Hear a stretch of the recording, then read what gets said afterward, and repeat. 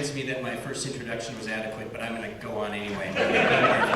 So thank you all for being here and for everything you do for the party.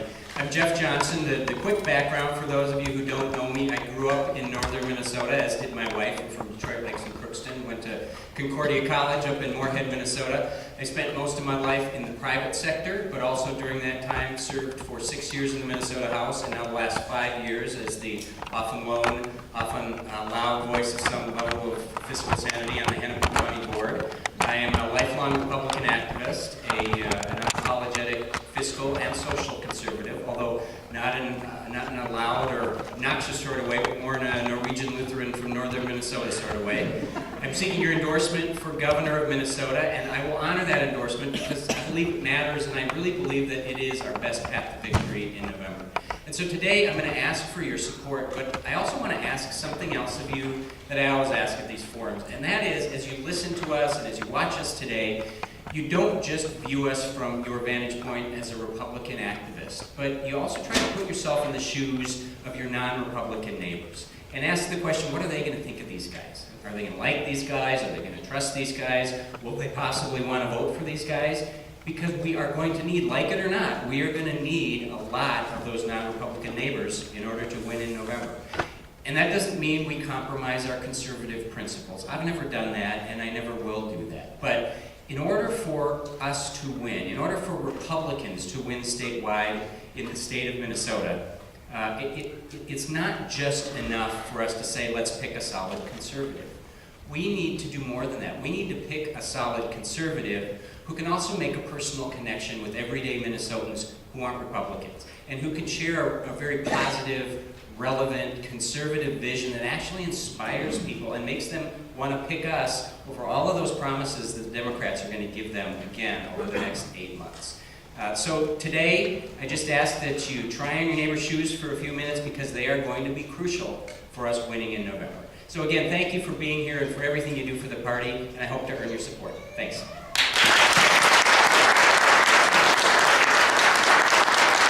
Okay. Ladies and gentlemen, our next candidate to give an opening statement will be Marty Seifert. Marty is a former minority leader in the House Republican Caucus and was a candidate for governor back in 2010 and spent a few years in the private sector, but he's back now. Marty Seifert. Great, thanks to Concordia Academy and AM 1280 The Patriot for having us this afternoon for our meet and greet and our debate. My name is Marty Seifert. I am a candidate for governor. We have a very crucial election in front of us here in 2014. I obviously run for governor before. I came up short at the convention last time, but a little bit about me for those of you who have not been familiar with me. I am the youngest of 6 kids. I was raised on a farm in southern Minnesota. I'm a lifelong middle-class Minnesotan. I spent my whole life here. I'm the candidate with the Minnesota accent, they always joke, which I think is a good thing. My wife Tracy and I have 2 children, Brittany and Braxton. I have been a school teacher, I've been a university admission counselor, I've been a real estate agent, I've worked at a hospital as the foundation director, and last and least, I have been in the Minnesota House of Representatives. I was 3 years as the minority leader when Tim Pawlenty was governor of Minnesota. If you want to know more information about me, you can go to seifertforgovernor.com. Unlike the Obamacare website, mine actually works. We have a lot of information about me and about my campaign on the website. Just a few information items about my candidacy. I am for downsizing government, just not making it a little more efficient. I am for abolishing the Met Council. I am for reducing the size, scope, power, taxation of the government so you can raise your own kids, your own family in the way that you see fit and not having government make your decisions for you. On education, I am for more school choice, for parental involvement, for local control. I do not want the federal government involved in your education. It's not in the Constitution. Common Core, no child left behind. It doesn't matter if it's a Democrat or Republican idea. The federal government doesn't belong in our schools dictating our academic curriculum. And with health care, I can tell you, thank you. And with health care, I can tell you, working at a hospital for the last 3 years, that Obamacare and MNsure is a disaster. We could work out pre-existing conditions and insurance premium spikes without the government socializing 1/6 of our economy. And I've looked at people in the eyes who haven't had dollars to pay to get into the care that they need, and we work that out for them with charity care and compensated care. Minnesota had more people covered with health care than any state in the United States. We didn't need Obama and Dayton to come in and socialize the economy for us.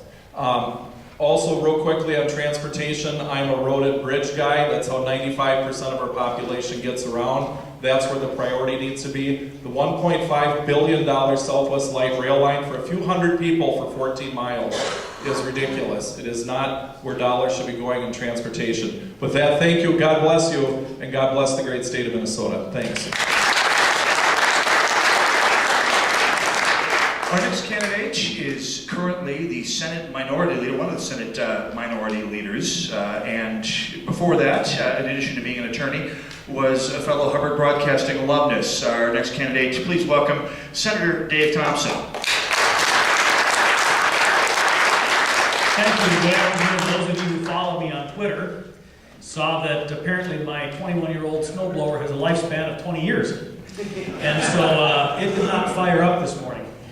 And lo and behold, I look up, and as I've been pulling on the thing for a while and it doesn't work, I see my neighbor heading over with a snowblower. And 15 minutes later, my driveway was cleared, and I gave him a handshake and thanked him for what he did. And you know, it occurred to me, he does know my politics, and I know his because we've talked, but generally that kind of thing doesn't matter.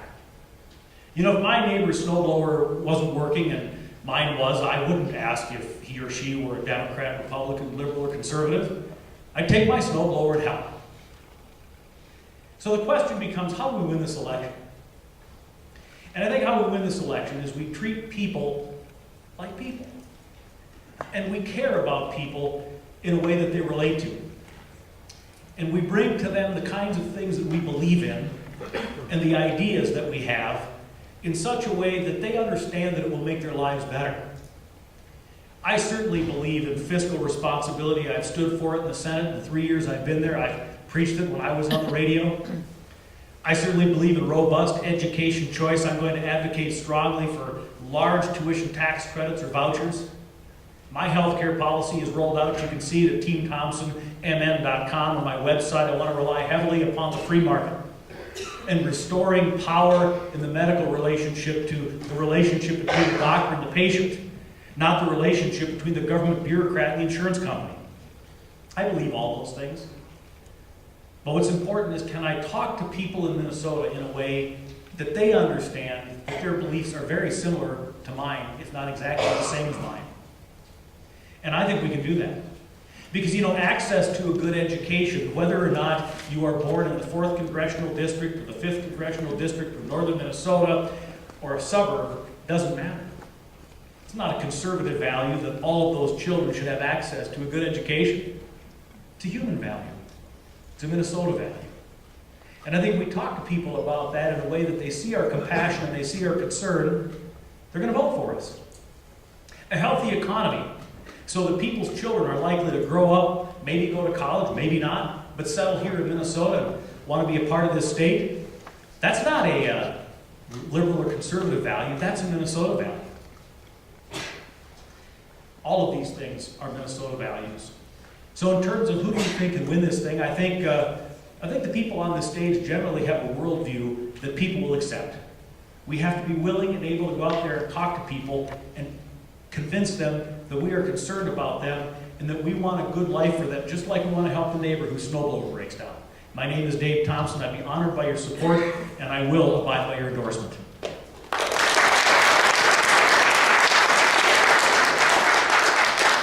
Okay, our next candidate to give his opening statement will be Scott Honor. Scott previously has not held elected office, but he has been a success in business for a number of years, and he'll share his story right now. So, Mr. Honor. Great, thanks, Brad and Mitch. People have asked me, they've said, Honor, you're a business guy. What's prepared you for politics? Well, I once had a job shoveling horse manure at 5:30 every morning. I can't think of better preparation. Shortly after I announced I was running, I got a call from Tom, one of the dads in the Cub Scout den I led. And Tom said, I want to help support your campaign. He told me that ever since he came to Minnesota from Vietnam, he's considered himself to be a Democrat. But he's facing new challenges and his views are changing. Tom owns a nail salon, and he tells me he's been losing customers because taxpayers have been leaving the state and he's been losing revenues. Every year he's facing more regulations from government and it's creating a burden on his business. And Tom's driving 45 minutes each way so his kids can go to a good public school instead of the lousy school by where he lives. I'm proud to have Tom's support, and I think it's terrific that Tom's had a chance to live the American dream as I have and as I'm sure many in the room have. But I'm concerned that that opportunity to live the American dream is slipping away. I see the challenges that Tom faces as being caused in part by having a government that in many ways is working against him instead of for him. We have career politicians who spend their time focusing on what dollars we spend instead of the results we get. They accept mediocrity instead of striving for excellence. And unfortunately, we've had Republican leaders who, despite talking a good game, have failed to pass our agenda in a way that would help all Minnesota lives. I'm running for governor to help small business owners like Tom create opportunity for themselves and for the people who work for them. I understand what it takes to create jobs. In 1999, I started a business that today is the largest property rental payments company in the country. It has over 150 employees. Over the last decade, I bought and fixed 60 companies.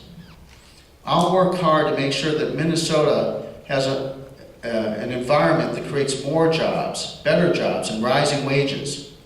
We'll do that by overhauling regulation, reforming taxes, and making Minnesota a right-to-work state. I'm running for governor to help parents like Tom. I want to see Minnesota be a state where our students have the best opportunity to pursue a career or go to college. I'll work to make sure that we have a system where dollars follow students, to offer more choices to parents. Eliminate the tenure system so schools can hire the best teachers and reward them. And get waste out of administrative costs and put it into the classroom. And ultimately, I'm looking to apply my leadership skills to have our state achieve better results with fewer dollars and see Minnesota live up to her full potential.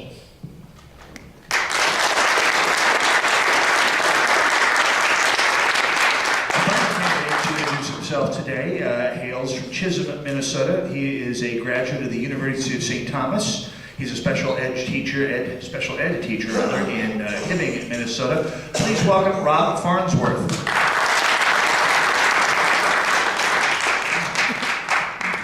Well, thank you for having me here today. It's good to be here, and it's really good to see all of the students up in that quarter. When I was in high school, I thought I was one of the few that was interested in this sort of thing, so it's good to see that large of a group here. As you said, I'm from Hibbing, drove up from Hibbing this morning. It's good to be here. I live in Hibbing with my beautiful wife, Janie, and our 3 children, Hannah, Isaac, and Abigail, and all 3 of them are sick today, so my wife is a saint, letting me come here today and staying home with 3 sick kids. I actually lived down here for about 4 years. I attended college at the University of St. Thomas.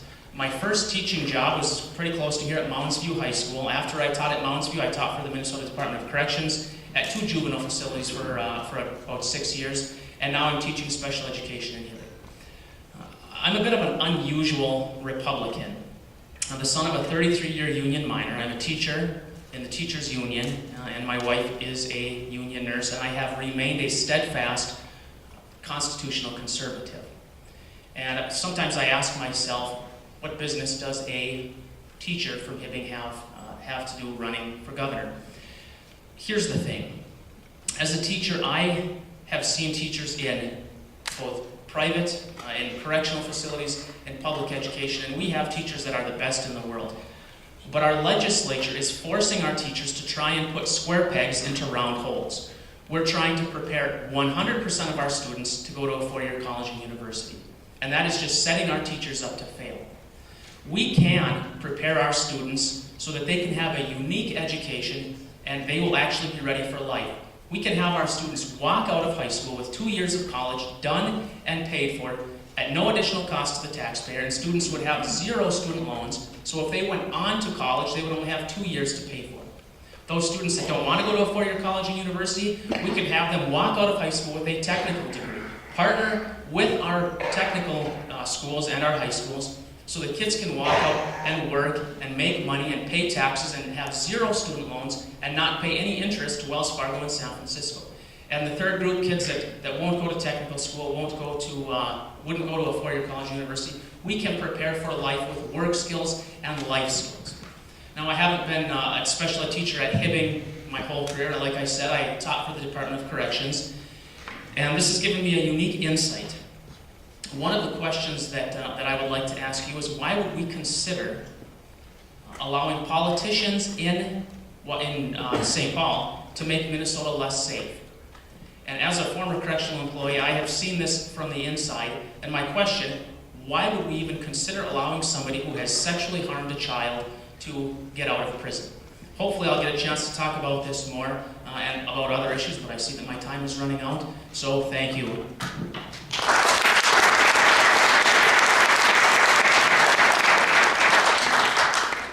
Okay, great. Well, we appreciate the opening statements, fascinating. And we want to now move ahead. We do have some questions. And incidentally, folks, if you do have some questions you'd like asked, write them down.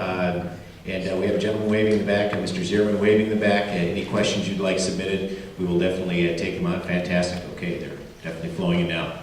Terrific. Okay, what we're going to do is we are going to ask a series of questions here. Initially, the format is that each candidate will have an opportunity, 60 seconds, is that correct? 60 seconds opportunity to respond, and we'll take it from there. So what I'm going to do is, it's my purview of how I would like the order in which the candidates respond. We'll go in alphabetical order, so I believe Mr. Farnsworth would be first up for this particular question. And we did hear a lot of clarification in the opening statements of each of the candidates, so this one is sort of in line with that. We must have every child of school age in a school. Our goal as governor, what will you do to have that happen, to take steps to reach that? Sort of a broad education question. Mr. Farnsworth, it was kind of bouncing off the end of your opening statement there. If you wanted to start off with that, I would appreciate it. So what will you do to have that happen for every school-age child to be properly educated? So kind of a broad question, I realize. I think we have to first of all look at all of the options. And at first I sort of misunderstood your question as that we have to have all of the kids in school, which I don't think they all have to be in school because I am a supporter of the homeschool movement. And so I think that that's one avenue. But again, I talked about how we're trying to educate 100% of our high school students to go to a four-year college and university. And I touched on this a little bit, but one of the benefits, and this would be sort of to answer part of this question, is how do we keep kids in school? We have too high of a dropout rate for our minority students in Minnesota. Imagine minority students if we tell them when you hit 11th grade, you either are going to be taking a full college load or you have the opportunity.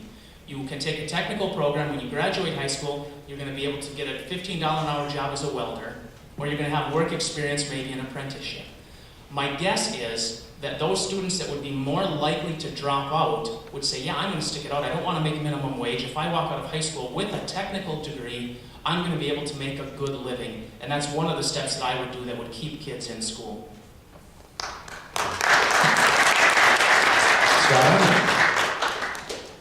Thanks. My wife Jamie and I support KIPP, which is a charter school in North Minneapolis. It operates at a 25% lower cost per student, pays teachers 16% more, and students have 2 times better test scores. We should be doing more of that. When I talk to the head of school there and ask him about what challenges he faces, he told me about how they want to expand and build a grade school. Right now it's just a middle school, but in Minnesota it's illegal for a charter school to own real estate. And what is this, Russia? It makes no sense.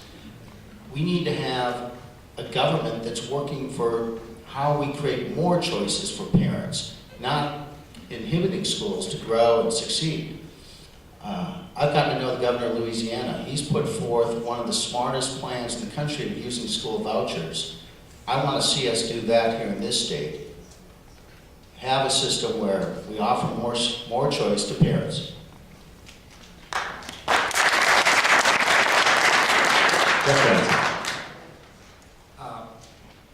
Two answers to this. Number one, it's all about choice and options for parents, because what works for one kid does not necessarily work for another kid, and what works for one school district does not necessarily work for another. And we've had this cookie-cutter approach at the state for years, since I was in the legislature, of saying the state should determine, or worse yet, the feds should determine what the curriculum is or what sort of policies we should have in each school. And so that means providing a lot of options for parents, whether it is the traditional public school, whether it's a charter school, whether it's a home school, whether there's some online learning involved. The other piece that is really important to always note, and it's one of the 3 priorities that I talk about wherever I go, is the educational achievement gap.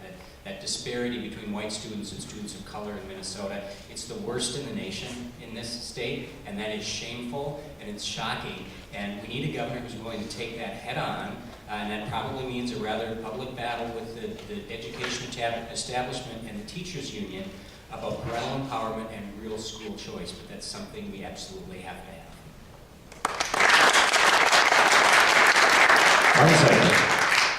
Well, I've been a public school teacher myself, and in a lot of cases, politicians think they're better educators than educators are. That's probably the first recognition that we need to understand when the legislature is not the state school board. Number 2, obviously we need to empower parents for more choices. My kids go to parochial school. My kids, myself, my wife, our siblings, our parents all went to parochial schools. No, we don't do that because we think our public schools are horrible in Minnesota. We do it because that's part of my faith, and we want those faith tenets as part of our education. But obviously school choice is part of it. Keeping the federal government out of our schools, public, parochial, homeschool, etc. That includes Common Core, that includes No Child Left Behind. Minnesotans know how to run their schools. I think it also involves quality academic instruction time. Our kids in the public schools right now spend less time for academic instruction than any time in Minnesota history. I had a study conducted about that. And the illogic of this is that long term, we're going to have kids in school fewer and fewer academic times for more and more money. It makes no sense.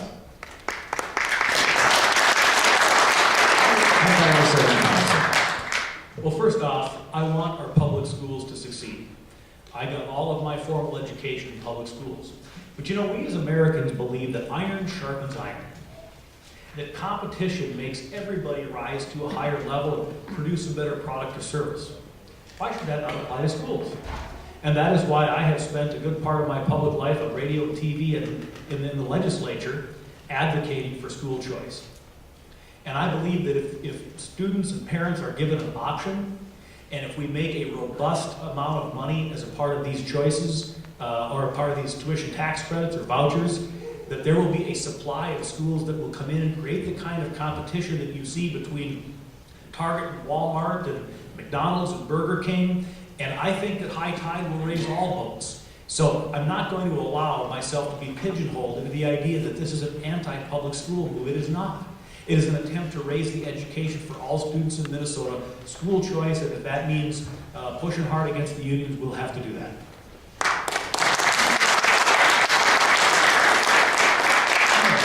By the way, when we get through with all 5 candidates, if anyone has a cross-examination question, just raise your hand and grab my attention, and we'll work our way into that. Here's a good, that could get fun.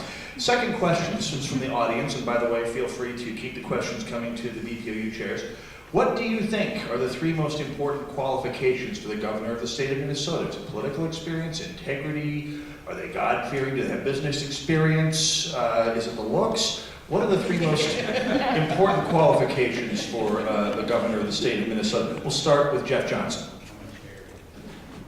That's a great question. I would start out with saying integrity. And to me, that is the most important quality in almost any position that you hold. You have to have that integrity, you have to have a history of that integrity, and voters and citizens have to believe that you have that integrity. Number 2, I think experience helps. I don't think it is a prerequisite, because I think having some outside real world non-political experience, as I have, is also crucial. But I think, especially considering the fact that the DFL Senate is not up for election this year, we are guaranteed, if we have a Republican governor, to still have politically divided government. And I think you need somebody who can step in there, who has some experience and has a record of actually getting conservative things done, even when Democrats control part of the government. And then I believe that an actual record of accomplishing legislation so that you can show that to people and show that you're actually in there to change something and make government work is a big plus for any of us as a candidate for governor. And I do have that experience. Next up will be Scott Honor. I think it starts with leadership skills overall. I think that we have to have a governor that knows how to lead from the front and has a history of actually accomplishing things in a leadership role. And in Minnesota, I think we have to understand how to communicate with our citizens. In order to get the job done, we need to start by communicating with the state as a whole what our objectives are and how we're going to achieve them. So I think we need to have a leader that is also a good communicator and knows how to present the vision of the state in a way that Minnesotans will understand and get behind. And then ultimately, I think it's having actual experience and proven experience in achieving results. It's not just enough to have the rhetoric. We have to have a leader in this state who has gotten things done. Next up, we will go to Dave Thompson. Vision, consistency, and the ability to lead. If you don't have the right vision, nothing else matters. I envision a Minnesota in which there's a healthy economy and employers want to come here and grow their businesses and create a better state where people are employed and people get a good education. Consistency, in that these are the things that you've stood for and stood behind and been willing to stand for in the face of adversity all of your life. Those are the kinds of things that I have stood for and I have been willing to do. Finally, and this is very critical, there are those in positions of leadership, and there are those who lead. And leading, I think, is comprised of two things.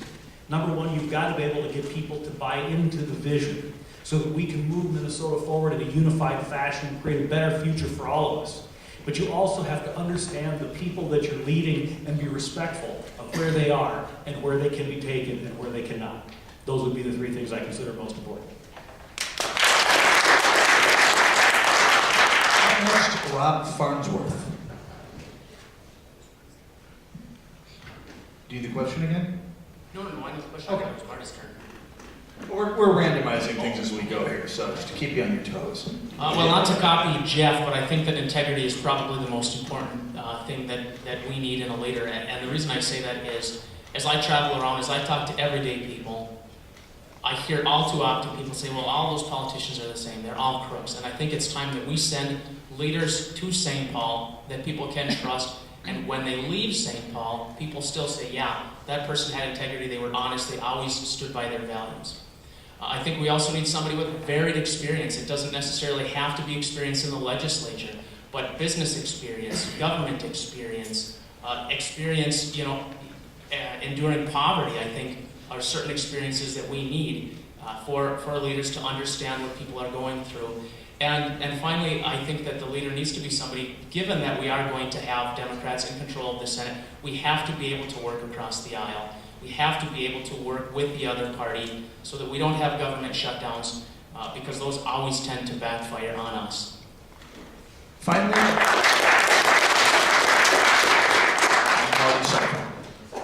I think a wide variety of experience is important. I've been a lifelong middle-class Minnesotan. We have to run a candidate who understands the average middle-class Minnesota budget.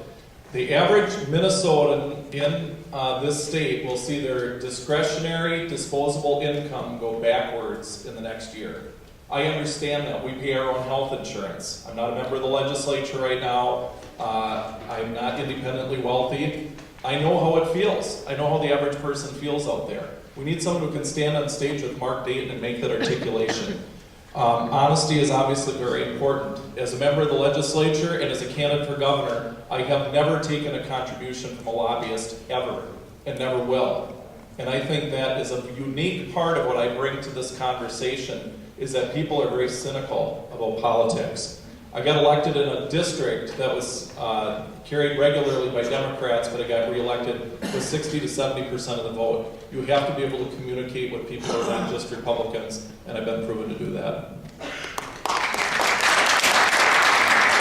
Fantastic, thank you. We are going to move on to the next question. And the Democrats at both the national and state level are making income inequality a primary issue. I'll start in random order again. We'll start with Scott Honor. How will you respond to this particular issue that Democrats are touting there is such an income inequality, and does government even have a role in trying to fix this? Scott Honor, we'll start with you. Well, I do think that we need to make helping Minnesotans have a hand up to improve their levels of income a high priority. I want to focus on making sure that we have an environment that creates more jobs, better jobs, and rising wages in a way that helps all Minnesotans, including those at the very bottom end of the socioeconomic spectrum. We're going to do that by implementing our principles. We need to create an environment that's creating more jobs in the state. We're chasing companies out of the state, we're chasing taxpayers out of the state, and I'll put in place a plan to turn us back the other way and have this state be competitive regionally, nationally, and globally. We'll do that by overhauling regulation and taxes, making Minnesota a right-to-work state, and creating a level playing field that creates opportunity for all Minnesotans.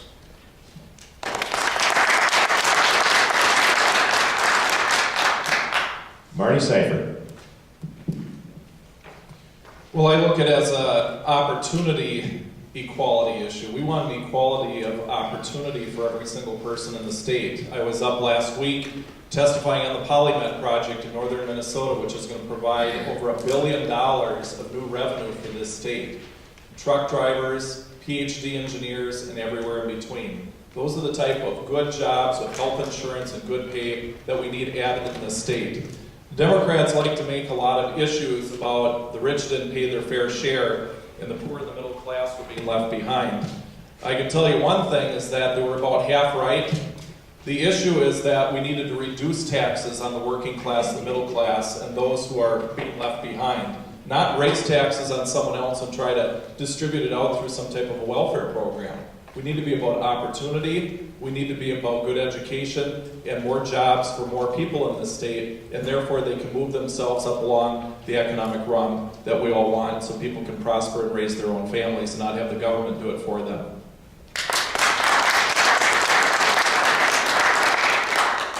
Dave Thompson.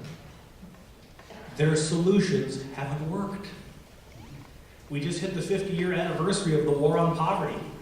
And yet the very people who advocate for these ideas tell us our poverty problem is worse than it has ever been.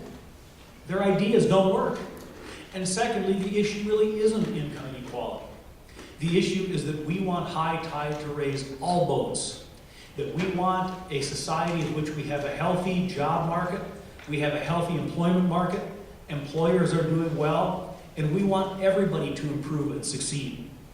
And this idea that we're going to talk about the income disparity, Barack Obama stands up and talks about how much worse it is now than it was a few years ago. He's been running the country for 5 years.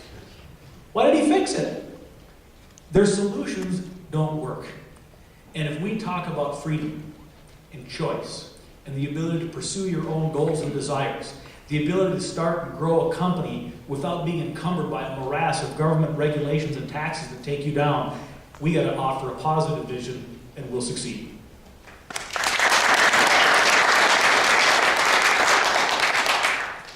Jeff Johnson. Well, I pray that they try to make that an issue this year because we ought to make it our issue. We ought to do the same thing when they talk about poor schools and the education achievement gap. They control everything in Minnesota right now, and they're going to turn around and say, look at how bad things are. Well, you throw it back in their face, and you talk to the people who believe that there is a level of income inequality, and you say, how are their policies working out for you? They're obviously not working. And then you offer the alternative. Because, you know, when people talk about the minimum wage to me, my response is, first of all, when you arbitrarily raise the minimum wage, it tends to hurt the people that you claim to be trying to help, which are the youngest people and the people with the least skills, least marketable skills. But if we are actually able to fix the economy, we will start creating real jobs, and the minimum wage will be irrelevant because the market is going to demand a minimum wage higher than what it is right now. So if you free up entrepreneurs to actually want to start and expand businesses here, which is exactly the opposite of where we are right now, income inequality is going to disappear.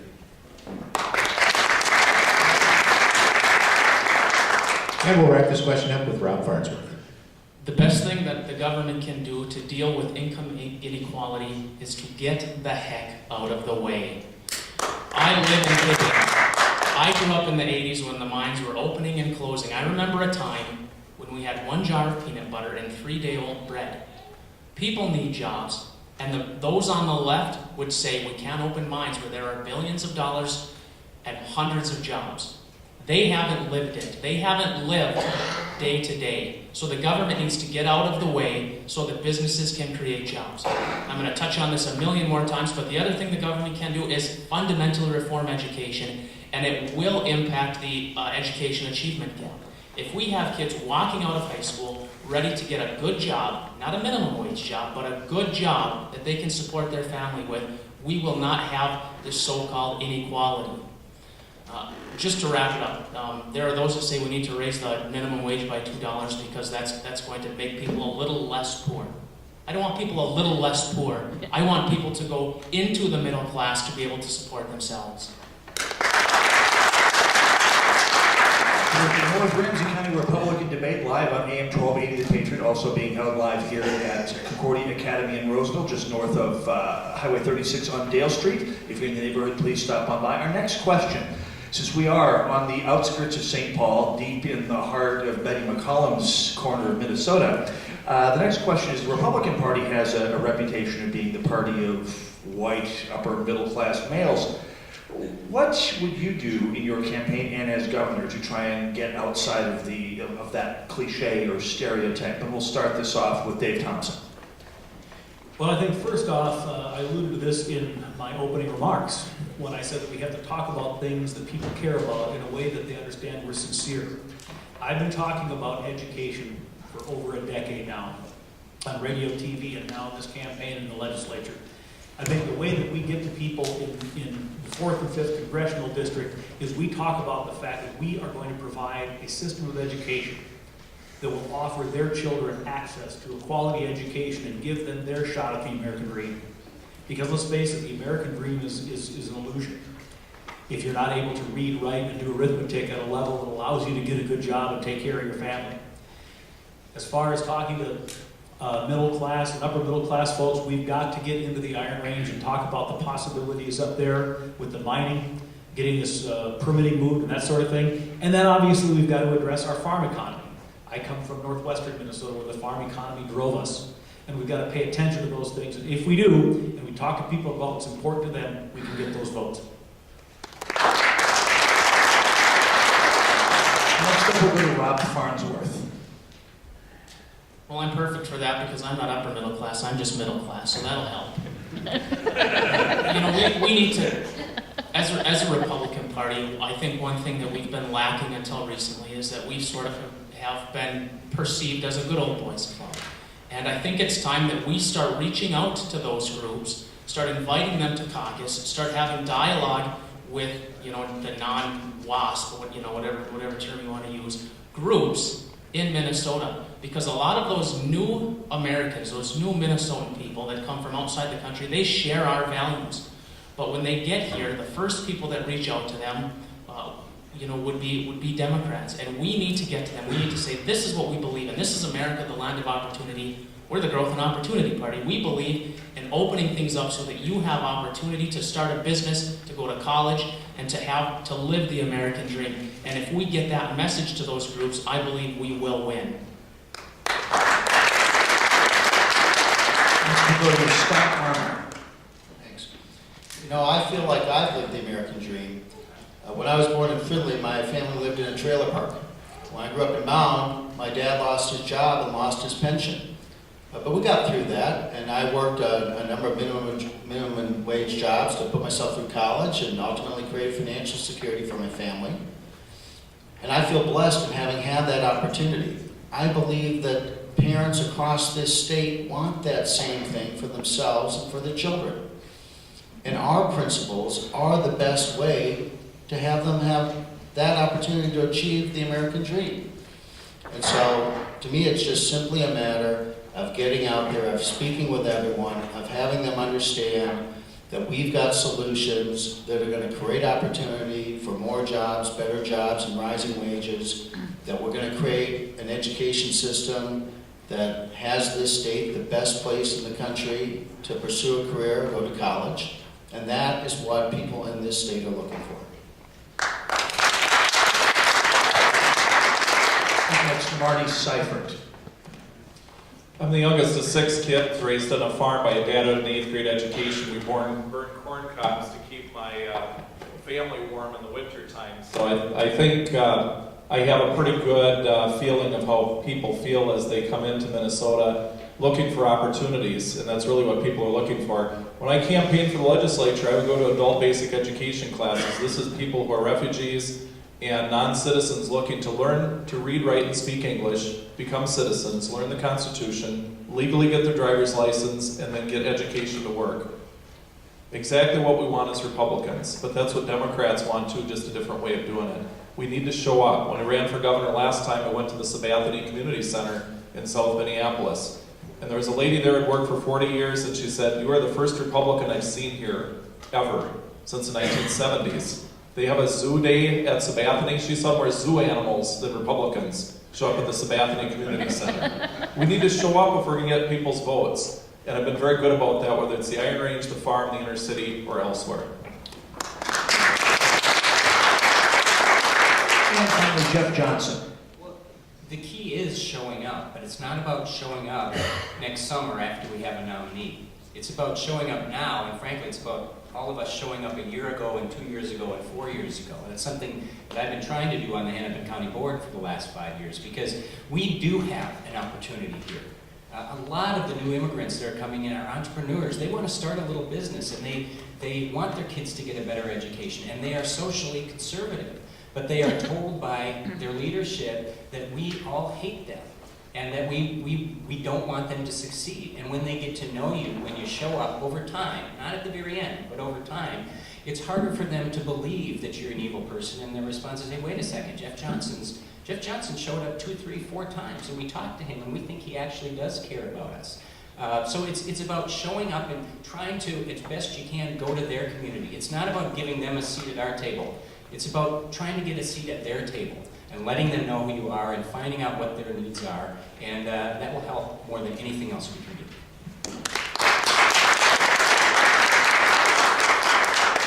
Okay, a couple of questions ago we did talk a little bit about income equality, and a lot of the answers that I had heard was essentially trying to encourage businesses to stay and therefore businesses being able to expand and thus creating more jobs. So this question is more along the lines of how to encourage that kind of creativity. And here's one from a student here. In a day when the economy is tight and citizens are hesitant to take risks, how exactly would you promote creativity and entrepreneurship in the next generation? Dave Thompson, we'll start with you.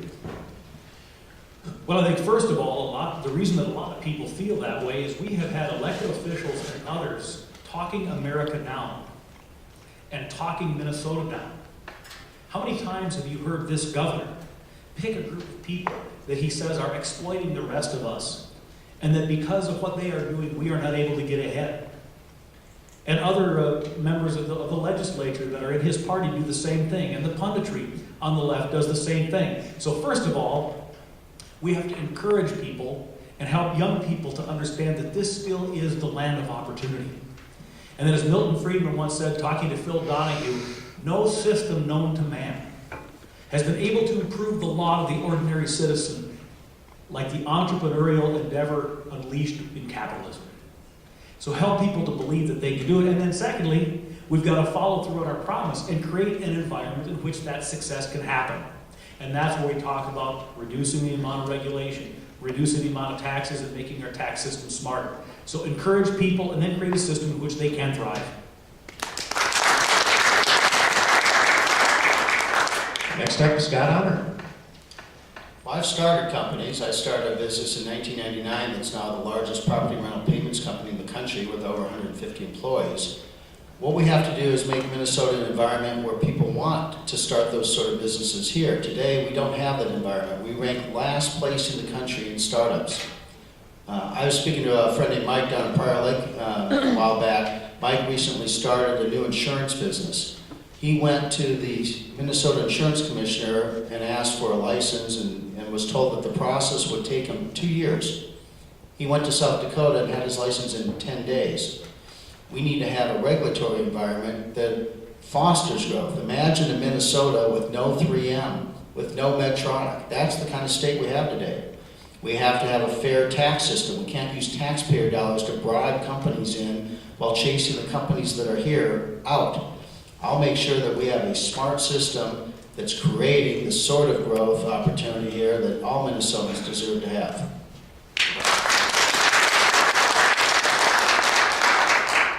Marty Seifert? I think it's a little bit complicated, but I'll try to pound it in here. Number one is increasing people's average discretionary disposable income, so they have the dollars to actually put into starting a business. That means fixing this healthcare issue, which is the cruelest tax that I've seen on people when they have 20, 30, 40% premium increases because of Barack Obama and Mark Dayton. We need to cut fees and regulation. In Minnesota right now, to open a distillery, it costs $30,000 for a license. $30,000.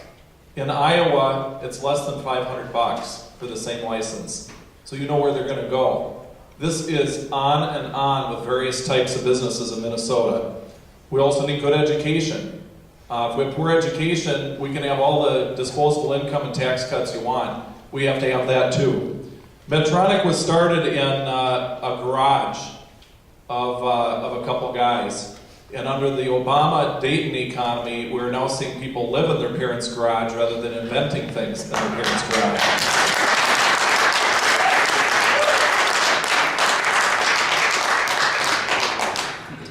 Next up, Jeff Johnson. When I was growing up in northwestern Minnesota, the big concern was that once kids graduated in North Dakota, they all moved to Minnesota. We've got our kids moving to North Dakota. The world is upside down because this is a better place to live, but we've made it so unfriendly for entrepreneurs.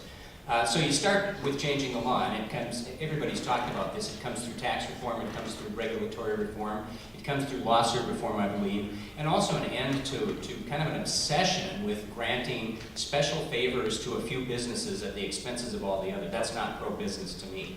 But also, it comes in a tone or a climate that the leader of your state sets. And I think if we have a governor who actually celebrates success and welcomes people who want to take risks and makes it easier for them to do that, rather than constantly tries to punish them or look down with them or talk them down, that is going to encourage investment in entrepreneurs more than anything else we can do.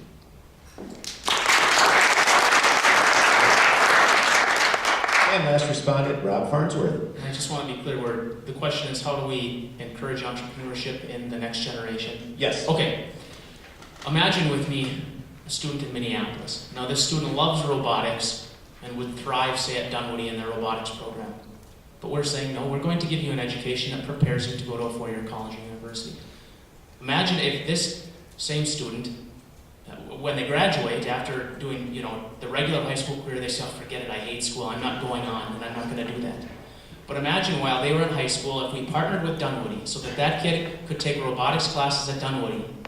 When he's done with high school, he's got all of the knowledge, he can work, but he also likes to tinker on things, could invent something. That is how we foster it, by allowing kids to have their unique education, not preparing every student for the same future. And then everybody else talked about it. We need to get rid of the regulations. Once he invents this, he needs to be able to get it to market, he or she, needs to get it to market so that he or she can make money. And we also need to remind people that success is not a bad thing. If you invent something, you should be able to reap the benefits of what you've invented. What we're going to do here is go through one more question, take a brief break so we can get some sponsors in here, let you all stretch your legs a little bit, then we'll go to the lightning round. But first, we're going to cover the opposite side of the spectrum from entrepreneurship. Minnesota's government has been fairly described as a human services bureaucracy with a legislature tacked onto the end. What would your administration, should you be elected, do with respect to getting our human services bureaucracy under control? Let's start with Rob Farnsworth. I thought about this a lot, and there are a couple of steps that I would make. First, I believe that money that is spent at the most local level is spent most responsibly. I believe that all of social services should be provided at the county level. And so what I would propose is that we cut taxes, and specifically we cut the sales tax. The sales tax in 1967 was 3%, now we're at almost 7%. If we cut the sales tax while at the same time cutting health and human service budget, now some people are going to say, oh, Republicans, you just want to take away from the poor. That's not what I'm saying. What I'm saying is we're going to cut the budget, but we're going to tell counties we're also cutting the sales tax so that you have the flexibility to provide the services that you need, so that if, say, Kitson County in northwest Minnesota doesn't need as much social service money, they might raise their sales tax 1%. They have the flexibility. Right now, counties get money either from local government aid or from property taxes. We need to give them flexibility to raise that money at the local level, spend it at the local level, and keep the middleman of state government out of it. Mr. Deputy Jeff Johnson. Well, we are still, there was welfare reform in Minnesota 10, 15 years ago, but we are still an outlier when you compare comparable states with respect to what we spend on human services versus other programs.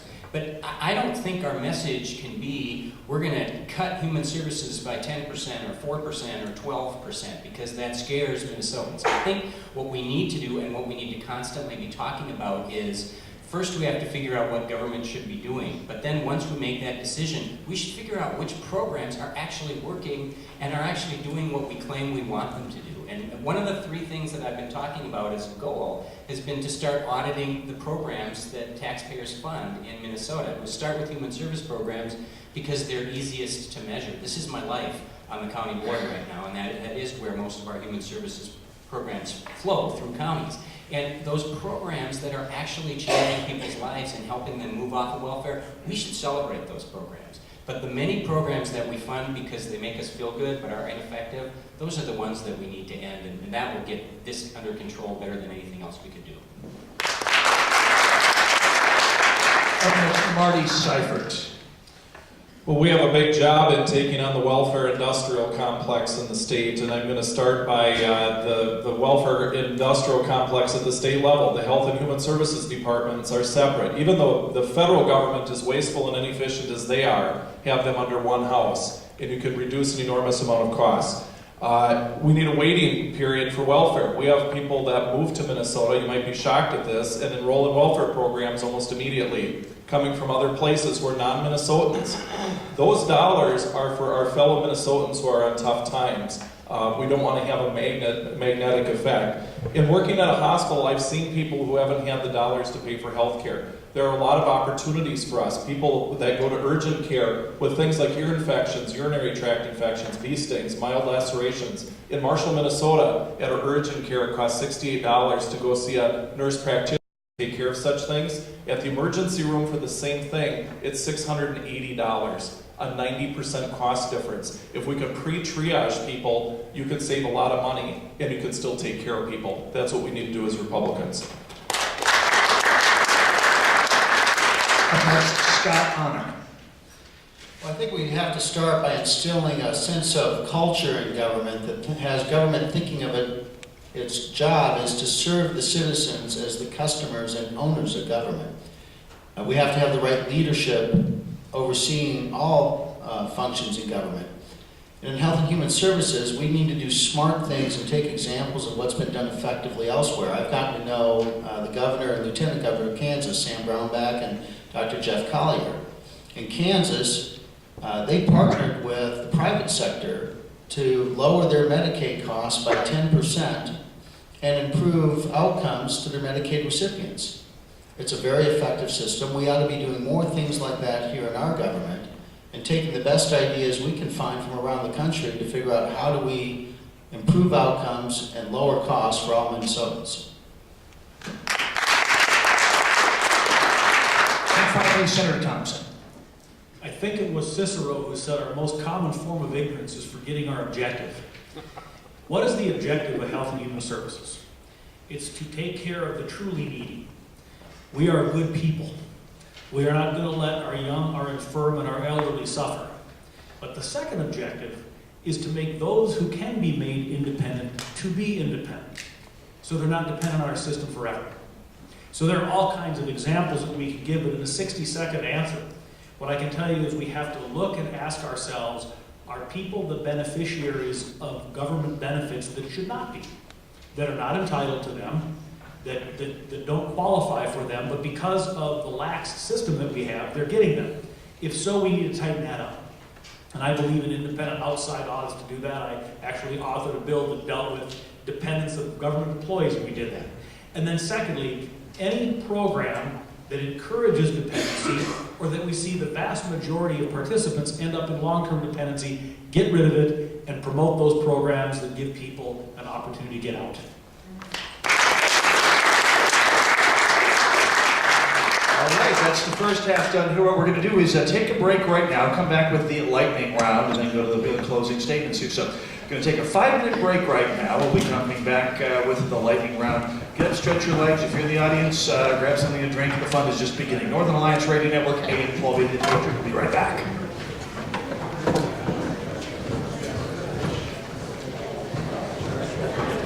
Thanks for the card. I didn't grab it. Oh, yeah, no problem. I was like, how am I going to get a card? I don't want to get up and go by the camera. Sure. Yeah. I didn't have any paper, and I thought, oh, what am I going to do? I seen you just wrinkling yours. I thought, I Yeah. need that. Yep. Nope. No problem.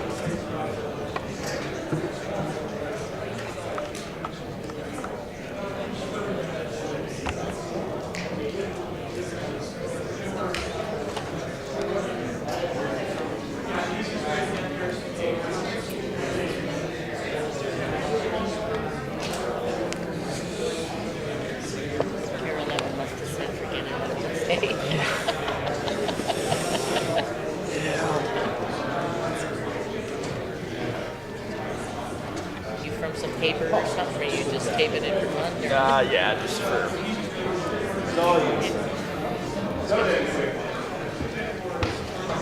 What'd you like so far?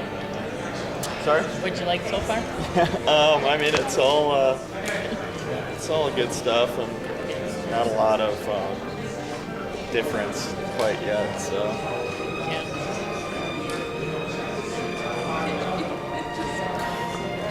Would you mind watching? No, keep it down. You're standing.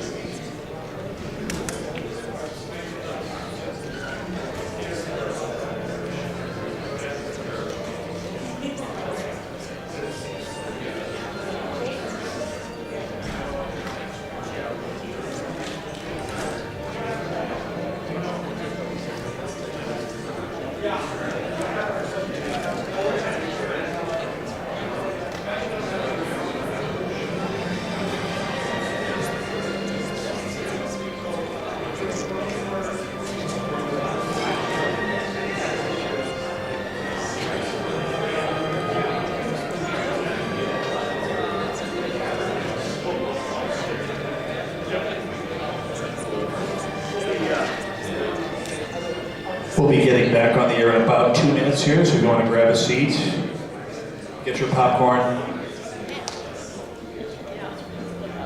pick up a copy of the Pioneer Press.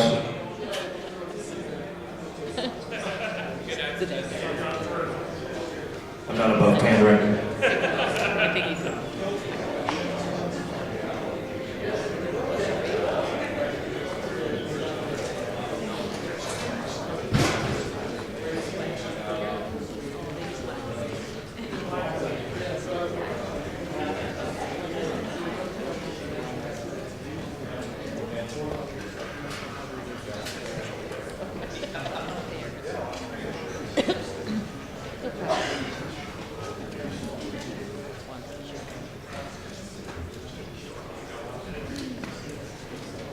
About 1 minute here, so.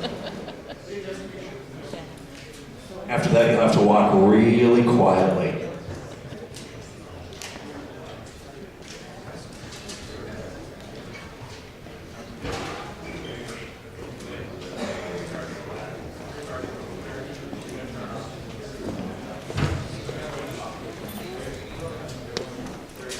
Thanks.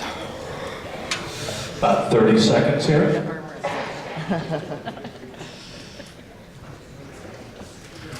Every Saturday on the Northern Alliance, we're used to moving the audience in and out just like this, so it's all old hat to us.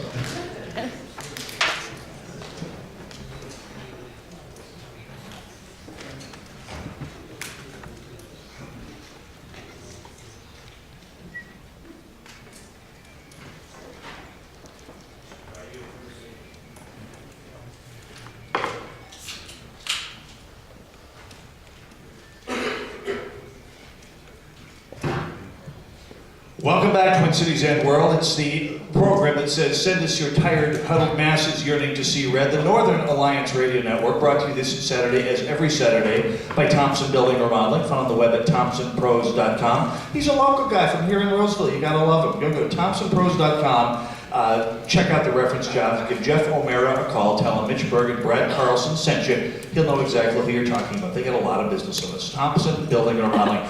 Welcome back, ladies and gentlemen. We're here for the second half of the Northern Alliance Saturday broadcast, the first ever Northern Ramsey County Republicans gubernatorial debate. Brad Carlson, normally heard every Sunday from 1 to 3, and I, Mitch Berg, heard Saturday normally from 1 to 3 at this time slot on AM 1280 The Patriot. Hosting the debate, we have the five current gubernatorial candidates from the Republican Party as we head toward the caucus time. Marty Seifert, Jeff Johnson, Rob Farnsworth, Dave Thompson, and Scott Honor are joining us here at Concordia Academy, just north of Highway 36 on Dale Street in Roseville. Go about a block north of 36, look for all the big signs that say Concordia Academy. That's a sign you're getting warm. Stop in the auditorium, we'd love to see you. By the way, after the event here today, we're going to be having meet and greets in the gym just down the hall from the auditorium here. We've got candidates at the table set up. You can meet them face to face. Ask any questions we can't squeeze on the air here. Now, we're going to get through a lightning round, as many questions as we can, try to keep the candidates to 30 seconds at a pop here, although if you have any cross-examination, jump in fast, because let's face it, like any broadcaster, I'd like to watch a good rumble. So feel free to jump in and keep it polite. And we'll jump off on that right now. So Brad Carlson, you have the con. Okay, fantastic. We will start with Marty Seifert. This question just goes straight down the line, so no randoms here. It is important to Minnesotans to have a leader who is true to their personal convictions. How do you see your faith as a factor in making political decisions? Well, faith is very important to me. My wife and I are practicing Catholics. We find that one of the fundamental underpinnings of what started our country was faith and freedom. When we get sworn in, we say, "So help me God," for a reason, not just for rhetoric. And so if we look at the uniqueness of our country and how it was founded, it's not a king, it's not a monarch, but the Lord's in charge. There's a reason the cathedral is a few inches taller than the Capitol building. It wasn't an accident. My faith, which are really my values, direct every decision I make. Now, I'm a Norwegian Lutheran, and so I don't wear it on my sleeve very well, and nor do I want to, because that's how I was brought up. But to me, everybody's faith, regardless of what it is a very important part of who they are. And I think it is crucial that you also factor that into all the decisions you make as a governor or as a legislator. Thank you, Jeff Johnson. Rob Farnsworth. Well, as a Christian, my Christian faith does mold who I am. It molds my perspective. But more than that, the Judeo-Christian tradition is something that has molded this country, and that's not a bad thing. We've done pretty well with the Judeo-Christian heritage, and I believe that's something that we can continue to benefit from. My morals, my ethics are shaped by my faith, and similar to the way that our nation has been shaped by those similar morals and ethics. Dave Thompson. The moral left has done us a lot of disservices, but none greater than perpetuating the idea that morality is relative, that there are no absolutes. I believe, based upon my faith, I am a Christian, I believe that there are moral absolutes, that those absolutes transcend human thought and human thinking, and that the moment we get away from those kinds of things, we go down a bad path. And anyone who tells you that their own personal morality doesn't inform their politics will lie to you about other things. Because we all build our ideas of what is right in policy based on what we believe is right in life. Scott. My college alma mater's motto is freely you receive, freely give. And that's guided me in many ways as to why I'm running for governor, because I want to help make this state better for everyone. And ultimately, there'll be decisions that I'll rely on the Judeo-Christian values that I hold as the core value system about which I rely on making decisions. Okay, next question, 30 seconds pop here. We'll start again this end and work our way down. Why you? Why do you want to be governor? Why should you be governor? Marty Seifert. Well, it's real simple. I can do a better job than Mark Dayton, although that's a very low bar, quite frankly. My 9-year-old and I were talking about that the other day, and I think he feels qualified as well if you set the bar at that level. But we have a great opportunity in Minnesota right now to turn the corner to the right side. I don't mean politically right, but I am genuinely concerned about the direction of all government all the time, government-based solutions on everything, suffocating taxes and regulations. I want my kids and my grandkids to live in a Minnesota we can be proud of. Jeff Johnson. We're all friends up here, but I wouldn't be running if I didn't think I was the strongest candidate. And I say that because I believe that I am the candidate who is both endorsable and broadly electable in this race. Endorsable because I have an impeccable conservative record, and I think the straw poll results at State Central a couple months ago showed that I'm very endorsable. But none of that matters if we don't pick somebody who can actually connect with non-Republicans. And I think if you look at my history, particularly in garnering votes in Hennepin County, which has largely abandoned us as Republicans, that would suggest I'll be strong more broadly. Rob Farnsworth. I believe that I would be the best governor candidate because we need to think outside the box. When we're looking at who we're going to select, we constantly go to the same sources, to the legislature, to other areas, to pick Republican candidates. We need to think outside the box and pick a candidate that can relate to everybody in Minnesota. I am a normal middle-class person. I'm a teacher. My wife's a nurse, and it doesn't get more normal than that. We also need a candidate that can win, that can actually reach out to those 75 counties that voted in favor of the marriage amendment in Minnesota. Those are 75 conservative counties with low voter turnout that we need to win. Dave Thompson. Certainly we need somebody with the right vision, and just as importantly, we need somebody who has the ability to talk to folks about that vision in a way that we can get more than all of the Republicans. And I believe I have the right vision, and I've demonstrated that to you through my voting record and the things that I've advocated for in the legislature. I've been blessed to have the opportunity on radio and TV and doing other things to talk to all Minnesotans, not just Republicans, about the kinds of things we believe in and convince them. I have the willingness to go door to door, face to face, and talk to people, look them in the eye, and convince them that I care about the issues that are important to them. And with that, I can get elected, I believe. And finally, Scott Honor.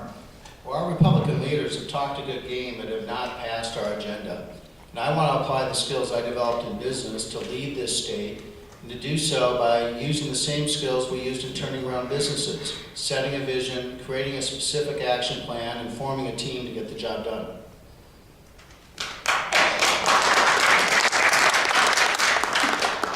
Okay, next question, and this time we'll start at the opposite end of the table with Scott Honor and just work our way down. This pertaining to a specific issue. A local government aid was designed to help small outstate communities pay for essential services such as fire and police. There's always talk about reforming it. What specific methodologies would you apply to reform it, Scott Honor? Well, I think we have to look at our entire budget and set priorities. One of the things that I've seen lacking in Republican leaders is an understanding of what is going on in the budget as a whole. Local government aid is clearly an area that we need to reduce spending and get back to the core original concept of helping some out-of-state areas that really need some additional help, not helping Minneapolis get more water fountains. Dave Thompson.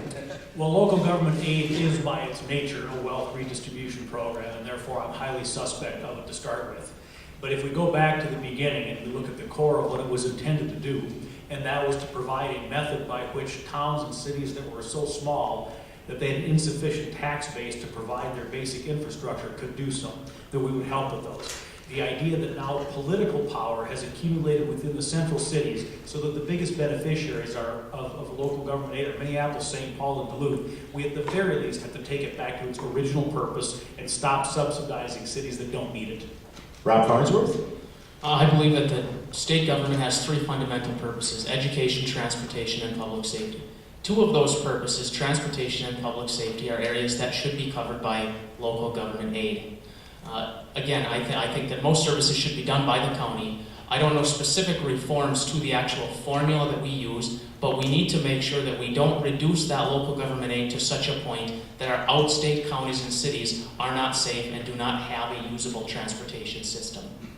Jeff Johnson. I think LGA is similar to so many government programs that are intended to help people but then actually hurt them because they create a dependency that we can never get off, whether it's a welfare program or a subsidy or something like LGA. But my goal would be to limit LGA to the cities that need it to provide core functions like fire and police and roads and maybe sewer and water. Finally, Marty Seifert.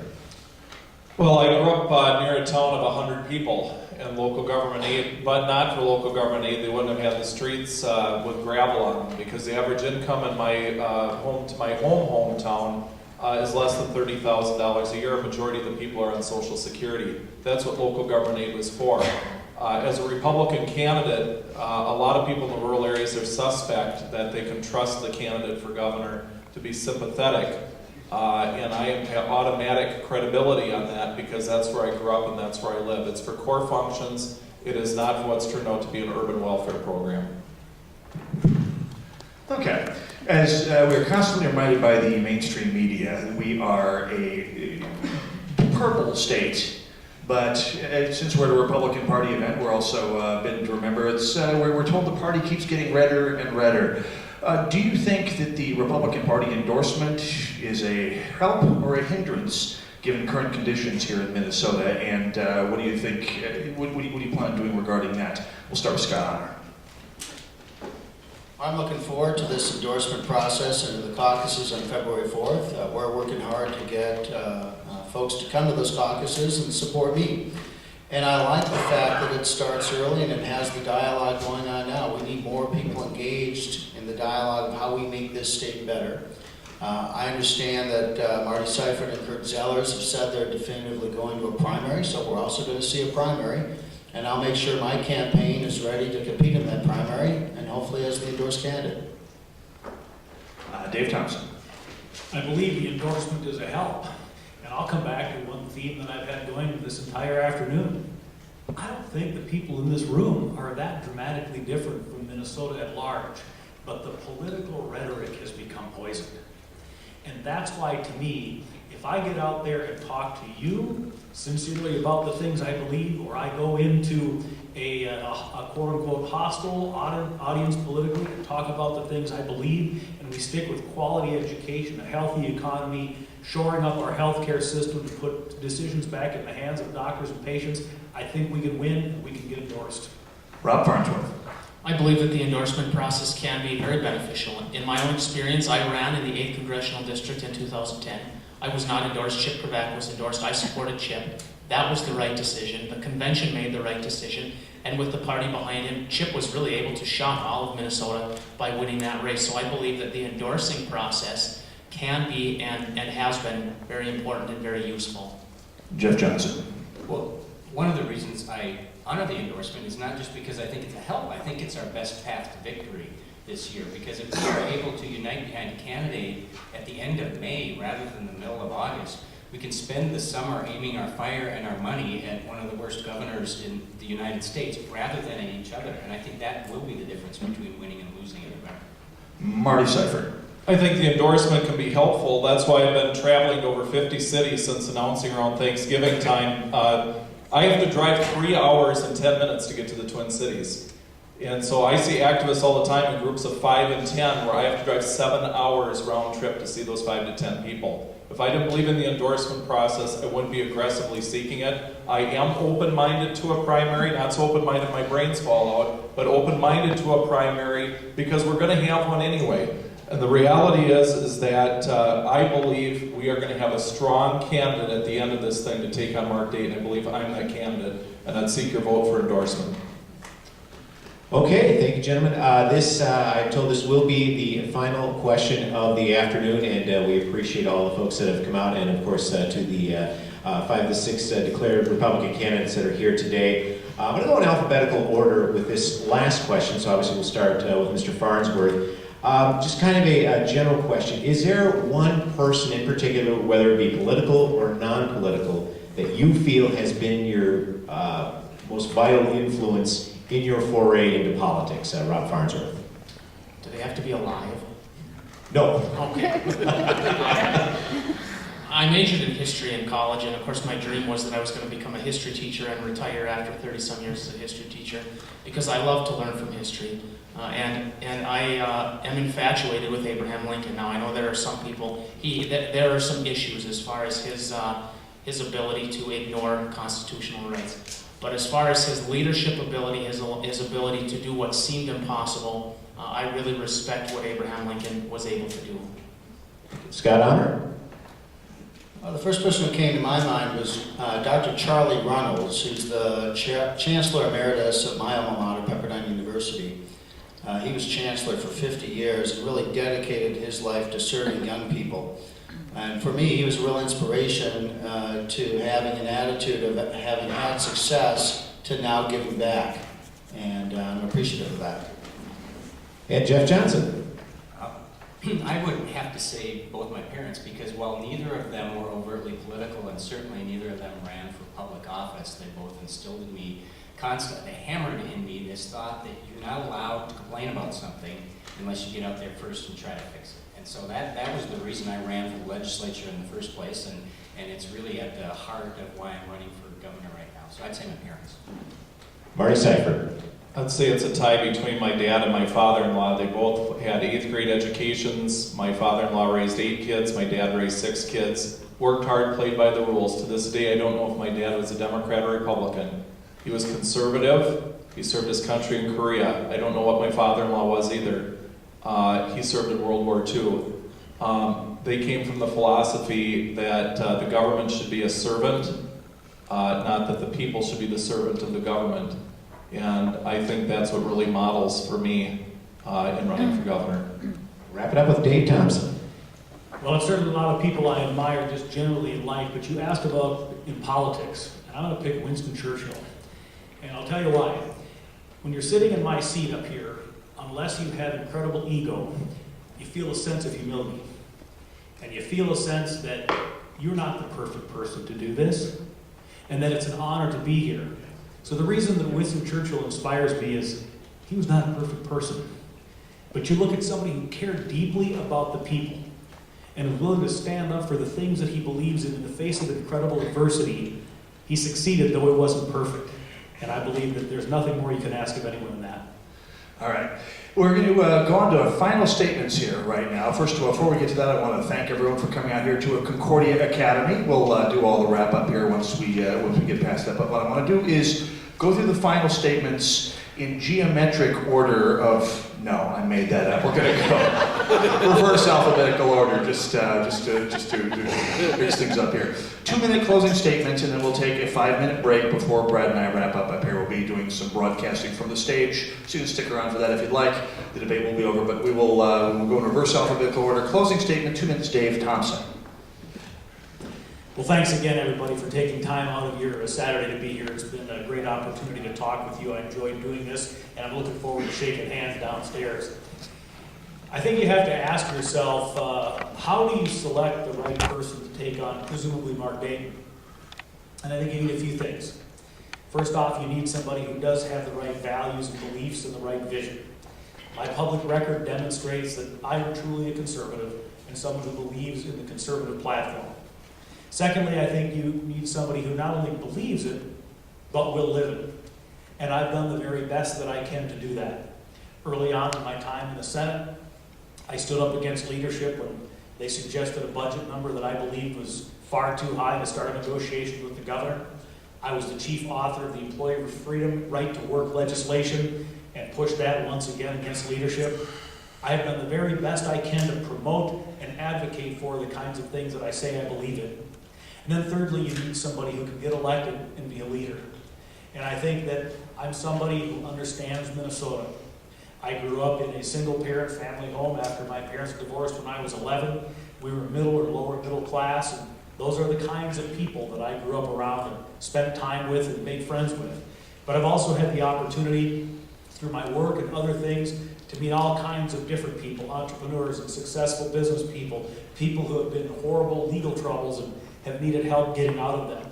So I believe that I understand the people of Minnesota. I believe I understand what we need to make the state better, and I hope that I can connect with folks and talk to them in a way that they'll accept our vision and that we'll get rid of this governor in November and move Minnesota forward. And I ask for your support. I ask for your endorsement. I will honor your endorsement. It's an honor to be here. Thank you.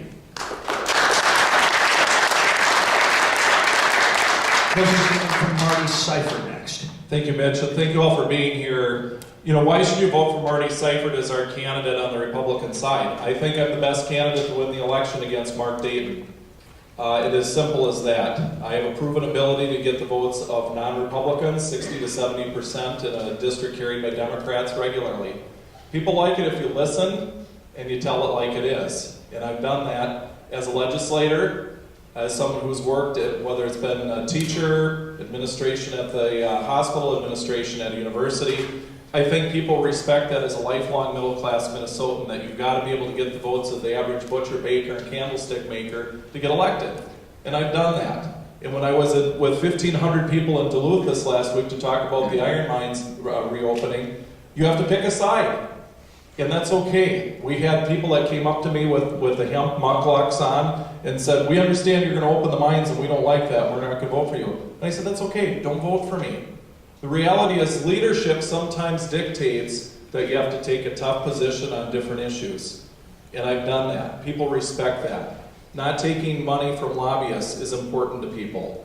Being honest and ethical in everything that you do. And telling it like it is when you're on stage with Mark Dayton in a very crisp, clear, and articulate way is important, but it's also about listening and putting a good team together. There's a reason Mark Dayton's lieutenant governor is leaving and not running with him again. I told Channel 4, I talk to my lieutenant governor more than Mark Dayton does, and I don't even have one. So the reality is that he is not listening to people that are part of the team. He is just doing his own thing with wandering leadership. We can do better. The average independent Democrat that I know in Marshall, Minnesota, and across the state as I've campaigned knows that we can do better for our leadership in the state of Minnesota as we move into the 21st century. I'd humbly ask for your vote as we move into caucuses on February 4th.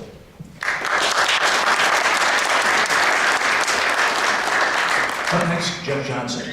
Thank you. Well, thank you, Brad and Mitch and AM 1280 and Concordia and everybody who put this on. I think this was a great event, and thank you all, obviously, for coming today. I mentioned at the beginning that part of what we need to do as Republicans in this state to win is to pick a candidate who has a vision that can actually inspire non-Republicans and convince people who maybe aren't always with us to vote for us, at least this time.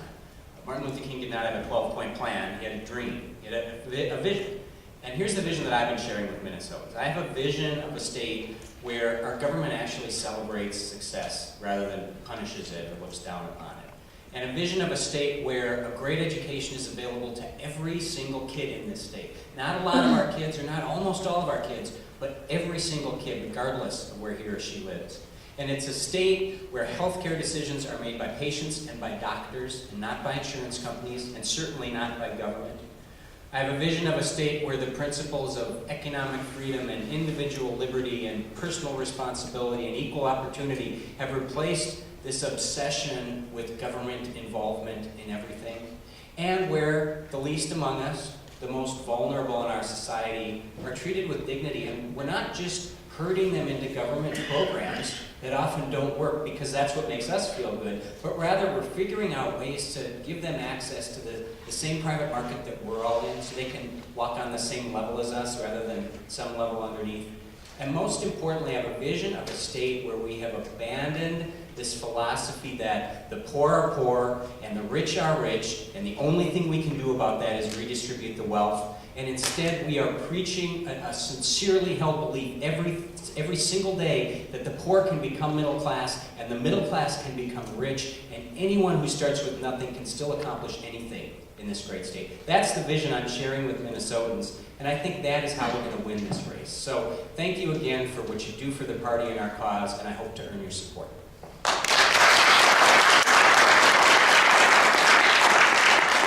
Scott Honor. You know, Minnesota has abundant resources, it has incredible talent, but Minnesota is underachieving their potential. We have a governor in Mark Dayton who defines success as growing government. I'll define success by growing jobs. I want to apply the skills I developed in business to have this state achieve their full potential, and we'll do that by focusing on jobs, education, and getting better results with fewer dollars. I understand what it takes to create jobs because I've created them.